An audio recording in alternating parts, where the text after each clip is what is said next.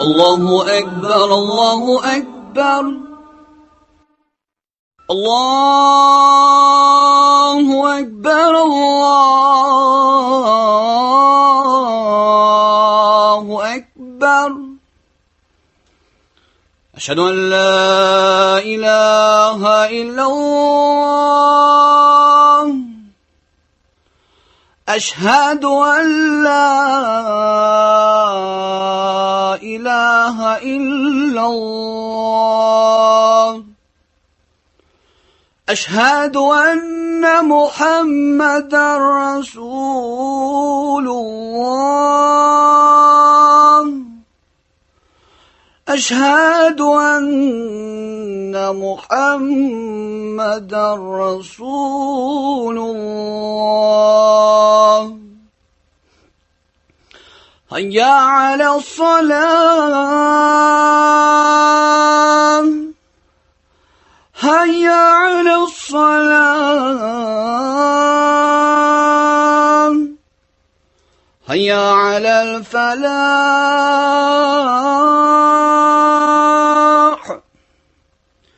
هيا على الفلاح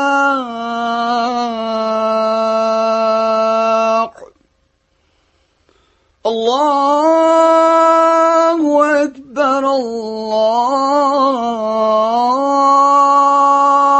الله أكبر لا إله إلا الله اللهم رب هذه الدعوة التامة والصلاة القائمة آت محمدا الوصيلة والفضيلة والدرجة العالية الرافعة وبعثه مقاما محمودا الذي وعدته وارزقناه شفاعة يوم القيامة إنك لا تخلف الميعاد برحمتك يا أرحم الراحمين.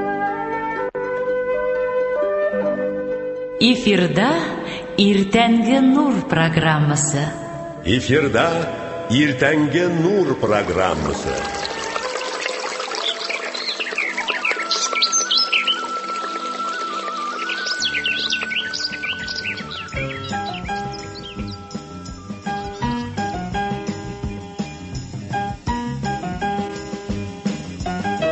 Hayırlı irde, hürmetli din kardeşlerimiz, muhterem radyo tınlavçılarımız. İzgi azandan başlanıp gitken bu irde, barşağızga da şatlı kuvanışlar, uğuşlar, көңіл tanışlığı getirsin. Sizni Allah Teala'ga tağında yakın aytsın, hem her saatigizni көңілli ettirsin. İzgi azan bilen başlanıp gitken bizning işimiz de bar tek sizge izgilik kılu maksatındağını.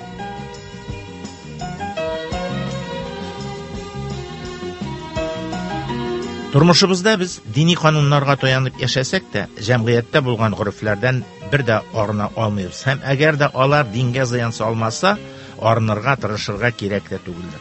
Eytik, 8 Mart, Xatın Kızlar Beyremi deybiz iken, bunun dinimizge nindi ziyanı var.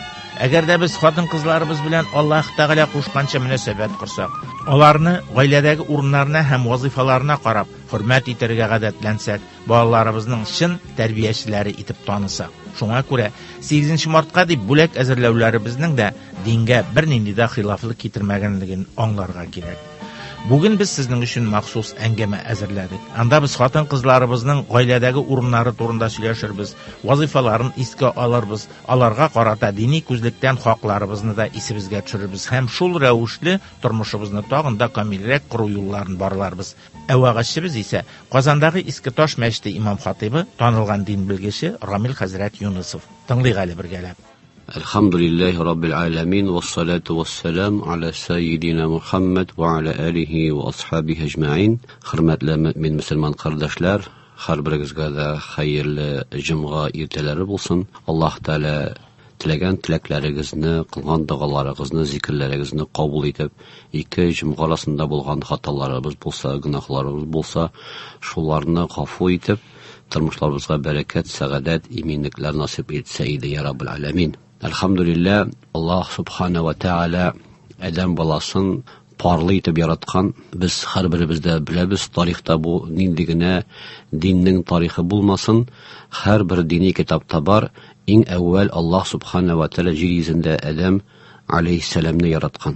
Адам алейхиссаламны яратканнан соң Аллаһ субхана ва тааля сынау өчен һәм киләчәктә безнең күңелебездә шуңа омтылыш булсын өчен. Адам алейхиссаламны бу көнгә кадәр күңелебездә яши, җәннәткә омтылу. Кайбер кешеләр бу дөньяда ук табырга тырыша инде, таптым дип тә шатлана инде, булды, башкасы кирәкми дип тә туктап кала, булды, мин җәннәттә икән инде ди.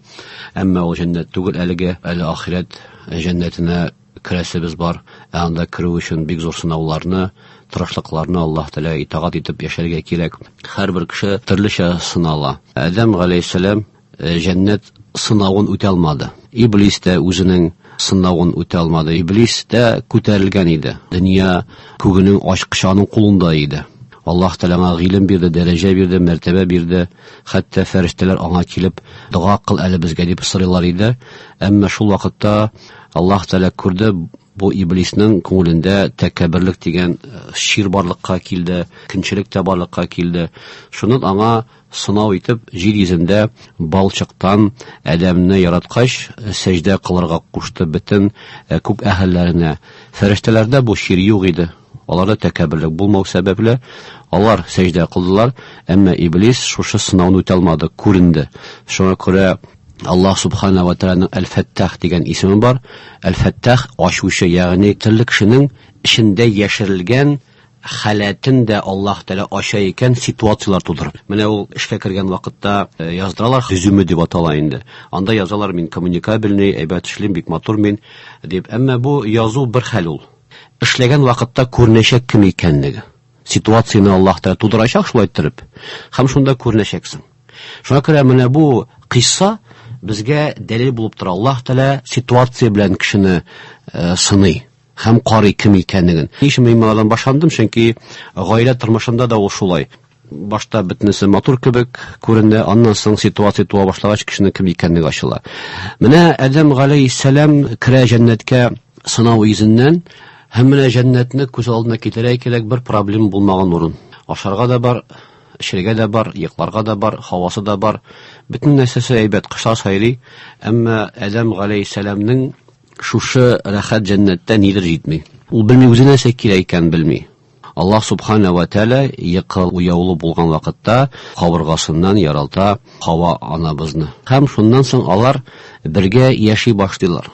Шушы вакытта Адам алейхиссаламның тормышы мөкәммәл рәвешкә әйләнә. Янында хәлал җәһәте булу сәбәпле. Менә бу бер зур дәлил булып тора. Менә сорауга хатын-кызның урыны ул, әлбәттә, ир кеше нинди генә бай булсын, нинди генә кыдрәтле булсын, янында хәлал җәһәте хатын-кыз булмаса, ул мөкәммәл тормышлы кеше була алмый.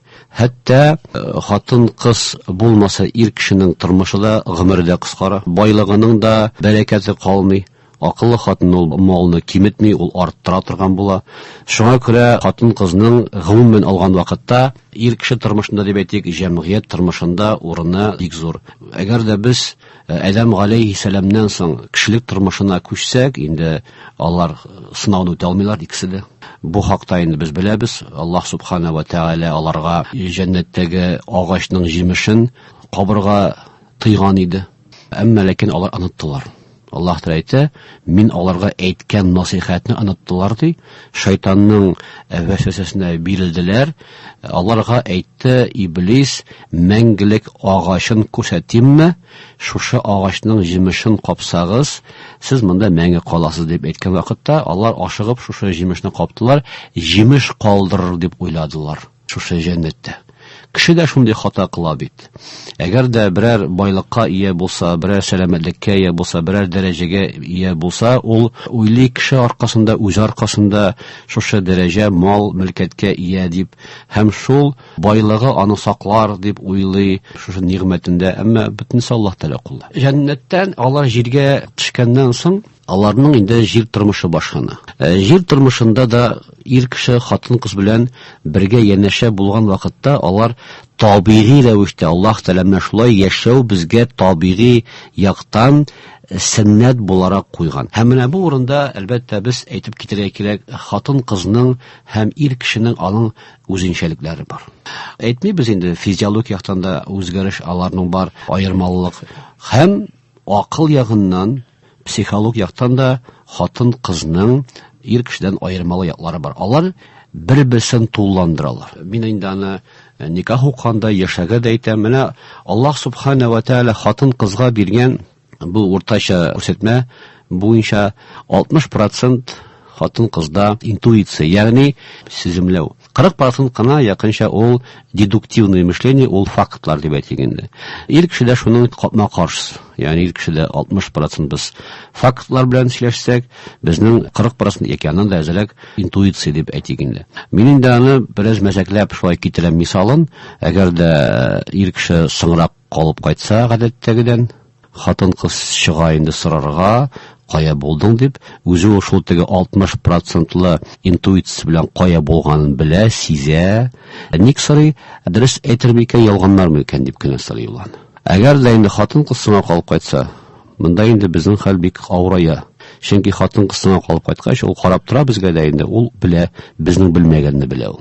Һәм бу безгә әйтеп куйса, фактлар белән менә 5-тә чыктым, сәгать ярым пробкада утырдым, монда самлап кайтып килдем дип әйтсә, без шамта куйган мөмкин.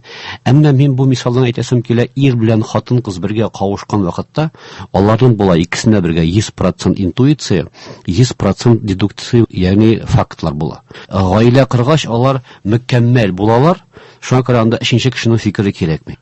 Өченче кешенең фикере артык. Җәмгыятьтәге урыны хатын кызның әлбәттә инде ана буларак. Без әгәр дә ана роленә күчсәк, хатын кыз бит иң беренче әни дип әйтик. Әнидән бик күп нәрсә тора. Коръәни Кәримдә хәтта бөҗәкләр турында сүз барганда, үрмәкүч, бал кырты, гарәп телендә бит муаннас бар, женский род. Һәр вакытта Аллаһ Тәала әмер кыла шушы пәрәвезне ясаучы ана, үрмәкүч, бал җыючы, ана, бал кырты. Хатын кыз җыючы, хатын кыз туплаучы. Хатын кыз үзәк. Шуңа күрә Аллаһ субхана ва тааля хатын кызга иң беренче куйган гаиләдә син терәк, ягъни терәк дип әйткән кеше инде ул син гаиләң өчен җаваплы. Ир кеше җаваплы бөтенесе өчен, хатыны өчен дә, балалар өчен дә, финанс өчен дә, йорт өчен дә, ишек алды өчен дә, бөтенесе өчен ир кеше. Әмма хатын кызның урыны шушы идәгә тәртип, җылылык, әни кешенең дип әйтергә кирәк, идәгә тәртибе, идәгә булган мөхитне тудыруы. Менә бу урында бик мөһим. Ана кеше нинди булуы. Әйтик, әгәр дә әни кешедән дин, әни кешедән намаз, хәерле сүз, дуа, зикрләр килә икән, ишетелә икән, чыга икән, балалар шуның белән тәрбияләнә. Идә шушындый мөхит туа. Шуңа күрә хатын кыз бик яхшы белергә тиеш. Ул тудыра идәге авырны. Ул тудыра идәге мөхитне. Бу мөхитка кешеләрнең гаилә әгъзаларыннан кайтасылары киләме, кайтасылары килмиме? Ничек иттереп хатын кыз матур иттереп өстәлне ясый, ничек иттереп пешерә? Менә булар барсы да. Без бу урында менә әйтеп китәргә кирәк, ислам динендә гаилә кырылгач хатын кызга Аллаһ субхана ва тааля бирә вазифа. Беренчесе хатын кыз белергә тиеш инде. Хатын кыз гаиләдә үзенең урынын белсә иде. Бу дини яктан, бу теге Рамил хәзрәт кенә уйлап чыгарган сүз түгел. Бу дини вазифа. Хатын кыз үзенең урынын белсә иде гаиләдә. Үзенең урыны дигән сүз ул ничек? Иң әүвәл Аллаһ субхана ва тааля Коръәни Кәримдә әйтә: "Ар-риҗалу каввамуна аля-ниса" ди. Гаиләдә ирләр җитәкче булырлар ди. Менә бу урында мин кабат-кабат әйтә яратам. Бу аятта Аллаһ Тәала әйтми, ике высшее образование булган ирләр генә дип. Или сабан туй батыры гына дип. Әтисе зур начальник булган һәм миллион эшләгән ирләр генә, йодрыгы зур булган ирләр генә хуҗа була дип. Хатын кызның ике образование булып кияүгә чыккансы икән, бернинди образование булмаган ир кешегә. Шушы ир синең хуҗаң. Аллаһ Тәгалә ирләр генә диде. Син хатын кыз кияүгә чыкканда шушыны белеп чык. Бу кеше идә, гаиләдә җитәкче. Әмма миңа киләләр ирләр, зарланалар мәчеттә, хәзрәт хатын буйсынмый. Бу урында да хакыйкатьне әйтәм мин. Кайбер ирләр моны яратмый, яратмаса да әче хакыйкать ул Әшинде дөрестлек. Нишисең инде? Мен әйтәм, никах укыган вакытта дилбегәне синең кулга тапшырдык. Син инде хәзер гаиләдә хуҗа булдың. Менә Аллаһ Тәгалә сиңа бик яхшы ярдәмче бирде. Яныңда сез никах укыганнан соң утырдыгыз трантаска, алдыгызда тройка ат, дилбегә синең кулыңда, яныңда утыра хәләҗевтең, матур гына хатының, киттегез сез. Тормыш юлы белән. Мин әйтәм, кисәтәм. Хатын-кыз гел карап бара юлга, алга, артка. Ага, бу атлар хәзер кая барып бәреләр? Шул вакытта тота да тартып ала дилбегәне. Караса, дилбегә хатын кулында. Син ник алдың ди бу дилбегәне ди? Тегете җаным, матурым, карап торып агачка бәрелеп булмый. Бүген көндә менә мин күрәм, күпчелек гаиләдә дилбегә хатын-кыз кулында. Ир кешеләр үзләренең төп вазифаларын башкара алмаган. Чөнки Аллаһ Тәгалә сине куйды икән җитәкче итеп. Кем ул җитәкче? Яхшы җитәкче кем ул? Ул бөтен нәрсәдән хәбәрдар. Аны алдалый алмыйсың. Ул бөтен нәрсәне белә. Ул итүк торган, кич белән ул яткан, бөтен нәрсәне тикшергән. Ул исереп, әрләшеп, дәрәҗән төреп йөрми, гаиләсен ашата, эшерә, таба, акчасын эшли, бер эштә җитмәсә, ике эштә эшли. Инде дә вакыт җитә, кайтып 10 гына минут булса да балаларның дигән карап ала. Булар юк икән, син җитәкче түгел инде хәзер. Син монда кайтып җыклаучы, кунак, ашаучы, сине монда ашатканнар, эшергәннәр, киендергәннәр, хатынның сумкасында уже күптәннән инде җири отвертка белән молоток. Ул үзе ремонтлый бөтен нәрсәне. Ул үзе кибеткә барып мебель дә сайлый. Ул газовикларны да чакырган. Ул сантехникта инде. Син нәрсә калгансың монда? И шуннан соң без зарланабыз. Хатын-кыз кулга алган бирдек. Моңа дәлил Коръәни Кәримдә Аллаһ Субхана ва Тәгалә ике кыйса сөйли безгә. Без аны үттек инде пәйгамбәрләр тарихында. Берсе кагыла хатын-кызга, берсе кагыла ир кешеләргә. Хатын-кызларга кагылган кыйса Сөләйман галәйһиссәлам кыйссасы. Хатын-кызга ике зур сифат Аллаһ Тәгалә Коръәни Кәримдә бирә. Үзенең урынын белеп тәкәббер булма. Тәкәббер дигән сүзне үзеңне биеккә куйма. Ни өчен кирәк бу? Чөнки бүген көндә хатын-кызлар менә бу эшләр белән әлбәттә хатын-кыз кая барсын, алып бара инде гаиләсен, ир ишеп ята, акча эшләми, алып барырга кирәк. Балалар күрәләр тискәре тәрбия. Ана шулай булат ишкән әти дип кыз бала шушы тәрбияне ала. Һәм мөнәсәбәт аңа шундый булырга тиеш икән ди. Әйе. Аны гел читкә этәргә, гел кычкырырга әтигә, син юнсыз, син булдыра алмыйсың. Шушы тәрбияла, кыз бала. Нимәчесен? Менә шунда китә ул. Алдан ук дилбегәне ычкындырган әтинең нәтиҗәсе шулай булып бетә. Ир бала үссә бу гаиләдә, ул күрә, менә ничә икән монда хатын-кызлар. Менә ничә яшәсәм дә була икән. Ягъни монда тәрбия дөрес бармый. Монда капма каршы тәрбия китә. Ир кешегә калган кыйсса Коръәни Кәримдә. Ул Муса галәйһиссәлам кыйссасы. Муса галәйһиссәлам 25 яшендә әле пәйгамбер булган шук. Беләз бит инде Мисырдан кача Мәдиян дигән шәһәргә, анда ике кыз бала көтү көтә, алар сарыкларын эшерә алмыйлар, кыйда анда зур таш тора. Муса галәйһиссәлам шул ташны күтәреп сарыкларга су алып бирә дә, агач күләгә асасына ята да, бер кызга ул инде шапта куя. Шунда ул килеп әйтә Мусага, сез ди безгә кайтсагыз ди, әтисегә бүләк бирер иде. Булар кайтсалар, бу ике кыз Шугай пәйгамбәрнең кызлар булып чыгалар. Анда аларга инде Шугай пәйгамбер каршы ала. Бу кыз килеп әйтә әтисенә, әти ди, син моны ди, мөмкин булса үзеңдә калдыра алмассың микән хезмәт итәргә ди. Әти битендә пәйгамбер аңлап ала кызның нәрсә турында сүз әйтә килгәнне.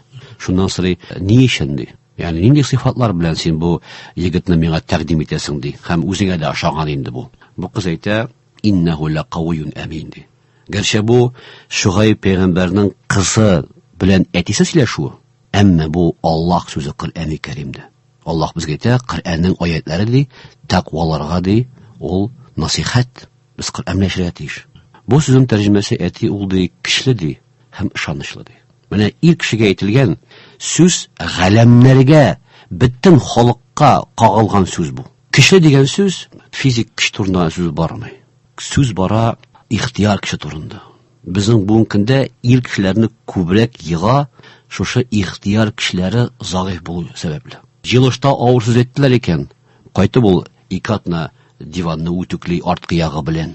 Берәр җирдә аңа авырлык килде икән, яки эштән чыгардылар икән, ул китә аракыга, сәрхүшлеккә китә, алып китә, әллә кайда да җиреп кайта, ул җимагурга әйләнеп китәргә мөмкин. Ихтияр кеше загыйф булу сәбәпле ир кешеләр югалталар mühim үзенең гаиләдәге урынын. Икенчесе ул ди ышанычлы ди. Ышанычлы дигән тагын да мөһимрәк. Ни өчен дигәндә менә без бүгенге көндә үзебезгә сайласак бизнеста эшли торган кешене. Без карыйбыз ышанычлы микән бу? Моңа акча тапшырып буламы? Менә күз алдына китерегез, әйтегәндә хәлле кеше сайлый үзенең баласын мәктәпкә йөртә торган водительне. Нинди була тиеш ул? Ышанычлы. Бухгалтер ышанычлы. Хәтта иңдә җыештыручы кеше сиңа ашарга әзер торган поварда ышанычлы булса, әйбәт. 24 сәгать бергә яши торган ир кеше. Ир кешеләр бүгенге көндә шушы ихтияр кешеләрнең загыйфлыгы белән ышанычлылыгын югалтып, менә аңа ышанмый. Чөнки хатынына бер әйткән, кайтам дип, ул кайтмаган. Әйткән балага берәр күчне чалып атин дип, алмаган. Сүз әйтә үтәми, вәгъдә бирә тормый. Шуннан соң кешегә мөнәсәбәт үзгәрә. Шуңа күрә ир кеше бар ул, әмма ул җитәкче түгел. Аллаһ Тәала сезгә килсә авырлык ди, сәбәбе үзегездә ди.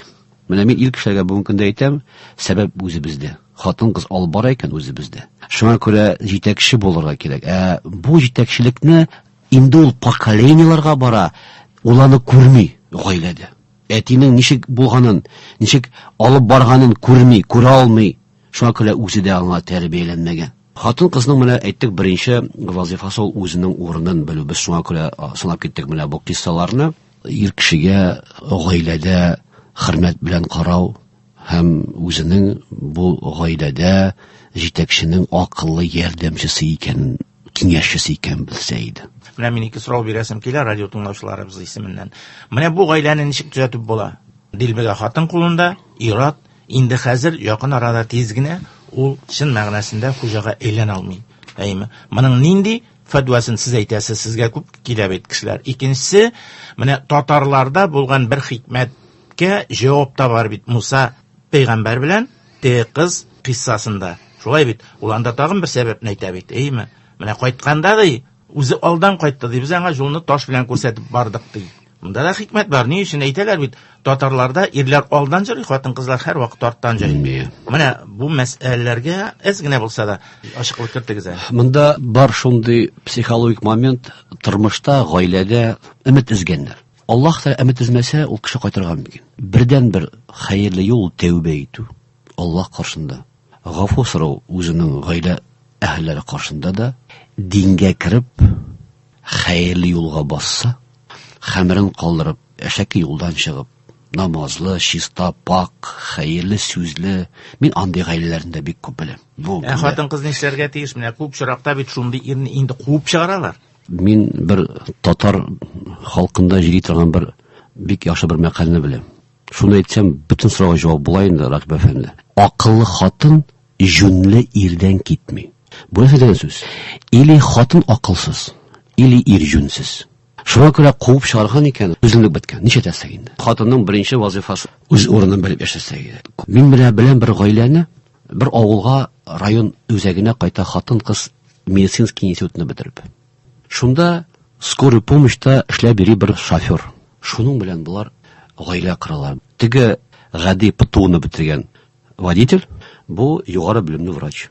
Бу хатын-кыз шушы ирен әкрен-әкрен әзерләп кертә укырга юридик факультетка.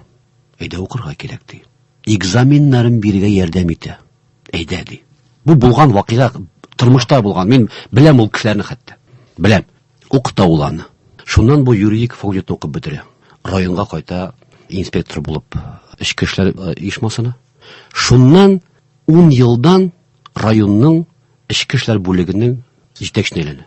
Бу хатын Пәйгамбер Мөхәммәд саллаллаһу алейһи ва сәлләмнең хатына Хадиша кебек ышаныш биреп, ныклык биреп, хәтта бу мине тиреп куй дигән Пәйгамбер курккан Зәммилүн дигән 40 яшьлек ир кешене ышаныш биреп, ул куәтле мөселманнарның җитәкчесе әмирләренә Пәйгамбәргә әверлә. Иң беренче теләкне бирә хатын-кыз Хадиша. Иң беренче ышанган кеше була хатын-кыз. Шуңа күрә менә шундый ишраклар бар. Әгәр дә син ышанасың икән, син аңа ышанып кияүгә чыккансың икән, син аңа өметеңне бирсәң, өметле булса, өметеңне бирсәң, ир кеше таулар күчерергә мөмкин. Әгәр дә хатын-кыз таптап китсә, юш урында калмаска мөмкин. Шуңа күрә хатын-кызда көч-куәт ир кешегә бирә торган кешедә күп аның.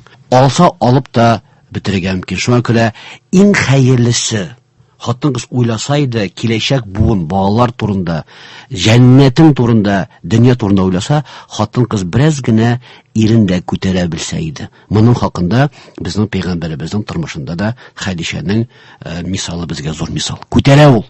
Куркак ир дип, нәрсә одеялга тирнеп яттың дип әйтми бит. Син ди күреп кайткан зат ди, ул хәйрсез зат түгел ди, чөнки син садака бирәсең, факирлар яратасың, Аллаһны хөрмәт итәсең, балаларның хакын үтисең ди, туганнарың белән ара измисең ди. Сиңа килмәс ди куркыныч зат. Шайтан өмет бирә. Менә монда хатын-кызга әйтәсем килә, ирләргә шәт өмет җитмидер. Шәт вакытта мәхәббәт тә җитмидер. Шуңа күрә кыйммәтле сырлар, ир кешеләрнең эшу сәбәпләре ни өчен дигән менә сорау бирәләр безгә телевидениедә булган вакытта да. Аның бит сәбәпләре бик күп, бит факирлек кенә түгел, ул бит эштән чыга түгел. Кай вакытта идә булган мәхәббәт сүнүдә ир кешегә шушы аракы белән табырган. Гаиләдә булган мөнәсәбәттә атта да бар, тәртәдә дә бар. Шугайб пәйгамбәрнең кызы нишне әйтә? Ул көчле ихтиярлы ди. Бу кызларга хәтта күтәрелеп тә карамаган. Ул бит аларга карап кайтмасын алдан кайта. Шуңа күрә алар таш күтәрүен генә санамый, көчле дип. Андый кешеләр бик күп. Бу монда бу кыз күрә ихтияр кеше, бу яшь җегет булса да кызларга карап йөрми, алдан бара. Бу ныклы кеше, ышанычлы кеше ди. Алдан бару әлбәттә ул ир кешегә дини яктан караганда да, алдан ир кеше йөрсә, арттан хатын-кыз йөрүе дин буенча ул урынлы. Урамга чыккач ук күрәм инде. Хатын-кыз 2 метр алдан чаба. Менә шуннан күренә хатын-кызның урыны, иренең урыны. Сабырсызлык. Менә алар кибеткә кияләр яки башка җиргә кияләр. Төшәләр машинадан, хатны чыгып чаба, ирен кирип тормый. Кай вакытта күрәс менә сайлауга баралар инде, поселоклар белән авылда кайтсак, шәһәрләрдә сайлауга. Күренеп тора, кай вакытта хатны ярты адымга артта бара иреннән. Шунда күренә бит инде. Яки хатын-кыз алдан чаба. Менә монда ук әдәп күренергә тиеш. Син хөрмәт итәсеңме иреңне яки юкмы? Менә бу хәтта атлап йөрү тышкы кыяфәттә дә ул күренергә тиеш. Шуңа күрә икенчесе хатын-кызның гаиләдәге вазифасы ул менә шуңа килеп чыга, ул ир кешегә хәерле итагать итү һәм яхшы мөнәсәбәт. Ир кешегә итагать итү диндә ваҗиб, ягъни фарз. Хатын-кызда. Бу бүгенге көндә безнең аксыйны өчен, чөнки біз кыз балаларыбызны тәрбиялибез бәйсезлек итеп. Кыз бала укып чыксын, дипломын алсын, аңа без квартира ясап бирдек инде, 3нче курста укыганда ук. Аннан соң без аны абыйлар белән сөйләшеп эшкә керттек. Яхшы эше бар, зарплатасы бар, квартирасы бар, диплом бар. Тагын нәрсә җитми, ирдә кирәк икән әле монларга. Менә ул инде йортка керә инде ул егет. Шуңа күрә менә без кызларны шулай тәрбиялибез дә, егетләрне йортка кертәбез. Ул мискин егет инде шунда яши, үзенең праваларын куя чыгармакчы була, ул аларны кире баса. Менә шуңа күрә без кызларны тәрбияләгәндә итагать итүгә тәрбияләмибез. Баш бул, җитәкче бул, үзең алып бар. Шуннан соң күп чыга проблемалар. Гаиләдә. Ир кеше бит бар, ирлеген итәсе килә инде ул, җитәкче буласы килә, сүз әйтәсе килә.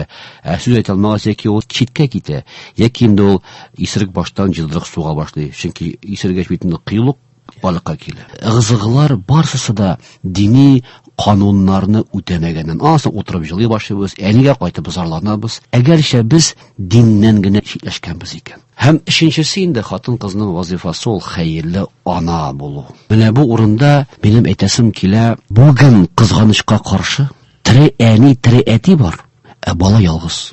Менә шундый проблема хәзер бүген көндә яши. Бу нәрсә дигән сүз? Әни белән бала, әти белән баланың мөнәсәбәте юк, алар аралаша белмиләр. Чөнки балалар күбрәк алга китте хәзер бу технологиялар белән, интернетлар белән алга китеп, алар инде үзләрен акылрак саныйлар әтиләренә караганда.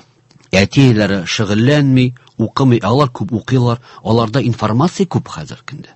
Ул бит әти әнисеннән сораганча YouTube'ка кирип чыккан инде. Аның әтисе аны белмиде. Әле күбесе YouTube кая икән дә белмәскә мөмкин. Кыз инде кирип чыккан. Аннан инде ул Bütün soruга җавап алган. Шуңа күрә әтиенедә яки ихтияҗ калмый, мөнәсәбәт юк. Әмма бу да үзенә күрә тәрбияслек. Нинди генә шыр булса да, нинди генә замана булса да, әти, әни булып калырга тиеш. Хөрмәт дигәне бер калырга тиеш. Менә бу, әлбәттә, бездә аксый. Шуңа күрә әниләр безгә килгәч, мәчеткә күп киләләр. Мин хатын-кызларга әйтәм, кызыгыз белән, улыгыз белән әни булып сөйләшегез әле дим. Әни. Кайбысы укытучы кебек сөйләшә, я начальник кебек сөйләшә, я әрли, я шелтәли, әни була белмиләр. Әни. Кем соң ул әни? Менә ул зур мәсьәлә бит. Бүгенге көндә әни була белү. Шушы заманада интернетлар, инстаграмнар, ютублар булган заманда кем ул әни? Балалар шуны табашадылар. Балаларга әни кирәкми? Кирәк инде әти мороженое алып бергә яки янда эшкә кертергә. Әни кирәк ашарга пешереп истергә куйырга. Әни роле югала башлады. Әмма ләкин җәмгыятьтә бу сорауга төгәл генә җавап бирүче дә юк. Бер мисал, җәйге якта очрашырга тиешем паркта бардым, күпмедер алдан көтеп торам. Бер яктан җегет килде, бер яктан кыз килде, кочаклаштылар, үбештеләр дә, мин аңладым, булар инде очрашуга килгән име. Бер-ике сүз сөйләштеләр дә, икесе дә үзенең телефоны белән уйный башлады. Менә кайда бер-берең белән сөйләшү, кайда бер-берең белән аңлашу, кайда бер-береңә үзеңнең яңалыкларыңны әйтү, үзеңнең фикерләреңне әйтү, кайда бер-береңә киңәшләр бирү. Бер нинди андый нәрсә юк. Яшьләрнең аларның сөйләшүе дә хәзер SMS сөйләшүенә әйләнде бит инде. Сөйләшкәндә җәмәҗә. Башкасын артык сөйләшә дә белмиләр.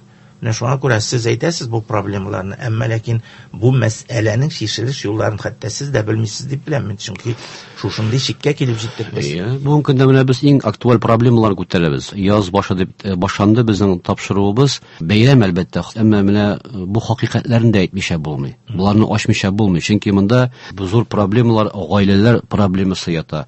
Әлбәттә, теге чәчәк алып кайту, торт белән чәй эчүләр бар, бусы бик әйбәт. Бик куанам, әгәр дә менә biz күтәргән проблемалар менә бүгенге көндә радио тыңлаучыларда булмаса. Куанабыз. Юк, әлхәмдүлиллә дип әйтегез. Әгәр дә сезнең яныгыздагы иптәшегез, ирегез аңлый торган акыллы ир кеше, әгәр дә сезнең яныгызда булган хатыныгыз сезгә буйсынган, сезне хөрмәт иткән хатын-кыз буларак, гаиләгез шундый тату икән, менә моңа куанырга кирәк һәм монарга шөкр итеп яшәргә кирәк. Әгәр дә без күтәргән проблемалар булмаса, әти белән балалар, ана белән кызлар арасында булган проблемалар шишелгән булса, бу бик әйбәт. Әмма менә без сүз алып барабыз, күпчелек менә бүгенге көндәге гаиләләрдә булган шушы кайбер тискәрәк күренешләргә ничек иттереп җавап бирергә икән дип без бүгенге көндә сөйләшәбез. Шуңа күрә, әгәр дә без шушы мәсьәләләрне ничек иттереп шишергә икән дигән менә гаиләләр, хатын-кызга булган хөрмәт һәм гомумән менә конфликтларны ничек шишү дигәнгә минем менә берничә тәкъдимем бар. Галимнәребез тыңлаучыларга бу бик кызыклы булыр. Хәтта кулларына каләм алып язып та барырлар. Гаиләдә чыккан конфликтларны дәвалауга галимнәр, бу мөселман психологлар әйтәләр, 10 төрле эшне эшләп карагыз әле ди.